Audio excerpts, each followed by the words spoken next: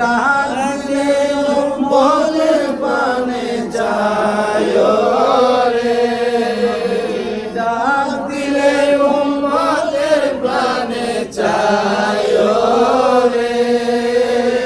ও দয়ার নবী রে, তুমি ধীরে ধীরে ধীরে ফিরে যায় রে, তুমি ধীরে ধীরে ধীরে ফিরে যায় রে। এই গজলটা, এই মুর্শিদিটা এই জন্য বানিয়েছি একটা হাদিসকে কেন্দ্র করে। যেমন রাসূল পাক তার কাছে হযরত আনাস রাদিয়াল্লাহু তাআলা বলেছিলেন, হুজুর আপনি কি কিয়ামতের মাঠে আমাদেরকে শাফায়াত করবেন? ইশফানি ইয়া রাসূলুল্লাহ। আমার রাসূল বললেন, নাম, হ্যাঁ তোমাদেরকে আমি শাফায়াত করব। হযরত আনাস বলেন, ইয়া রাসূলুল্লাহ, ইয়া হাবিবাল্লাহ, আপনাকে কিয়ামতের ময়দানে কোথায় পাবো? আমার রাসূল কয়,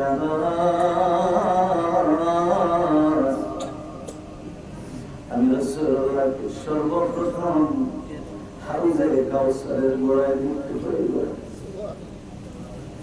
আনাস, আমি রাসূলুল্লাহ কিয়ামতের ময়দানে আমার উম্মতগুলো তৃষ্ণার্ত হয়ে পড়বে, পানির অভাবে পানি করে ছটফট করে আমি আমার উম্মতগুলোকে এনে হাউজে কাউসারে এক পেলা পানি পান করে দেব। 50,000 বছরের মধ্যে আর পানির তৃষ্ণা লাগবে না। হযরত আনাস বলেন, হুজুর সেখানে যদি আপনাকে না পাই, আমার রাসূল বলেন আমি দৌড় দিয়া মিজানের পাল্লার গোড়ায় চলে যাব। মিজানের পাল্লায় গোড়ায় আমি রাসূলুল্লাহ দাঁড়ায় থাকব, কারণ আমার উম্মত গুনাহগার।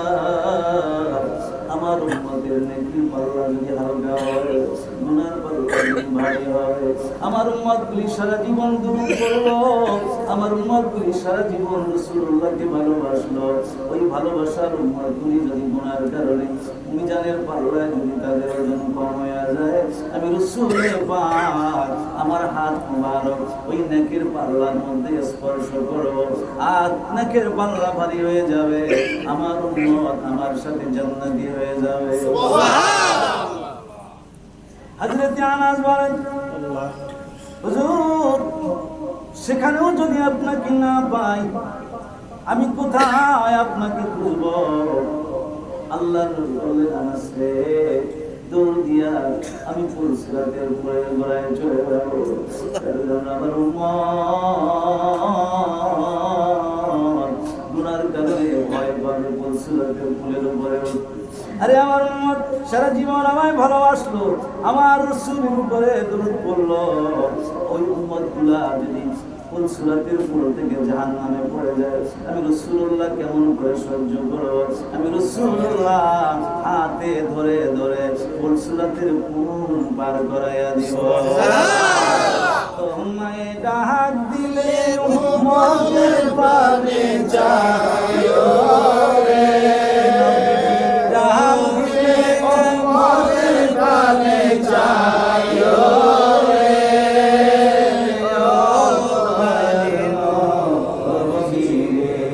তুমি ধীরে ধীরে ধীরে ধীরে যায় রে, তুমি ধীরে ধীরে ফিরে ফিরে যায় রে।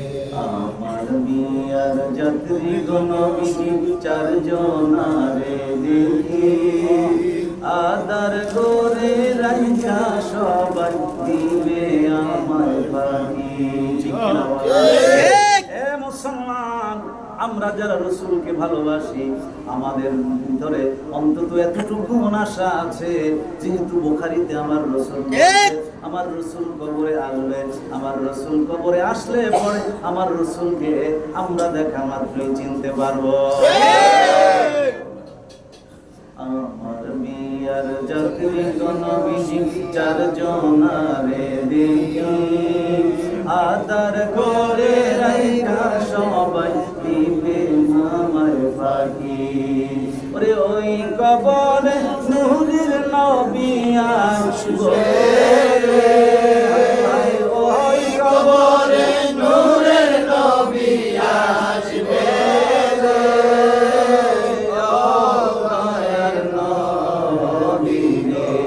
তুমি ধীরে ধীরে ধীরে ধীরে যাইও রে তোমায় ডাক দিলে ভোলার প্রাণে যাইও রে ডাক দিলে ভোলার প্রাণে যাইও রে ও প্রাণের নশিরে তুমি ধীরে ধীরে ধীরে ধীরে যাইও রে তুমি ধীরে ধীরে ধীরে ধীরে যাইও রে মন করুণা কি ফেরেশতারা উঠায়া বসাইবে সুয়ালের পর সুয়াল তারা করিতে থাকিবে ঠিক কিনা বলে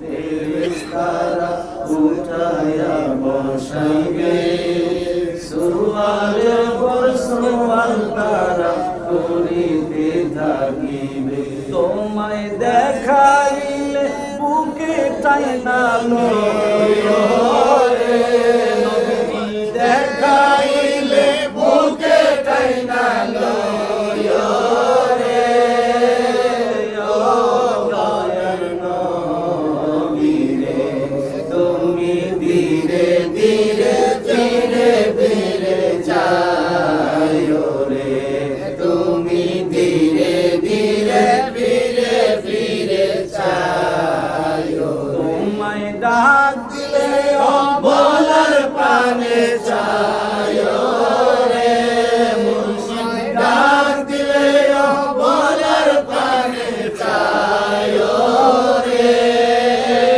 ও দয়াল নশিরে তুমি ধীরে ধীরে ধীরে ধীরে যাইও রে তুমি ধীরে ধীরে ধীরে ধীরে যাইও মা নাই রে বাবা নাই রে ওই কবরের মাঝে দয়াল নবী আসবে সে তাই আমার আপন সেজে ঠিক না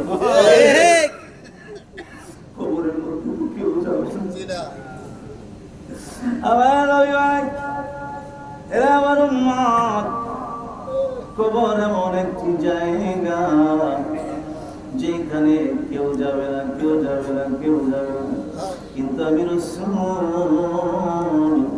তোমাকে একা কবরে ছেড়ে দেব না আমি রাসূলুল্লাহ তোমার কবরে হাজির হব আমি রাসূলুল্লাহকে দেখে দেখে যদি চিনতে পারো আমার আল্লাহ তোমার কবরটাকে জান্নাতের টুকরা বানায়া দিবে সুবহানাল্লাহ মা নাই রে বাপ নাই রে ওই কবরের মাঝে দয়াল নবী আসবে সে তাই আমার আপন সেজে পরে আশিকে তোরাই আমি রে আশিকে তোরাই আমি রে ও দয়াল মুর্শিদে তুমি ধীরে ধীরে ধীরে ধীরে যাইও রে তুমি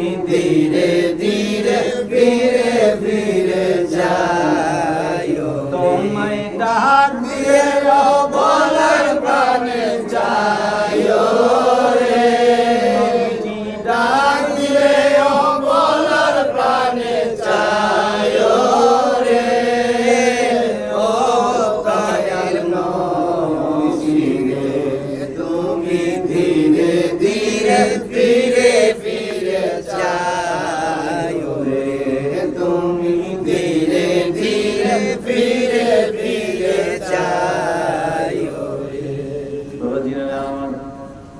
লাগে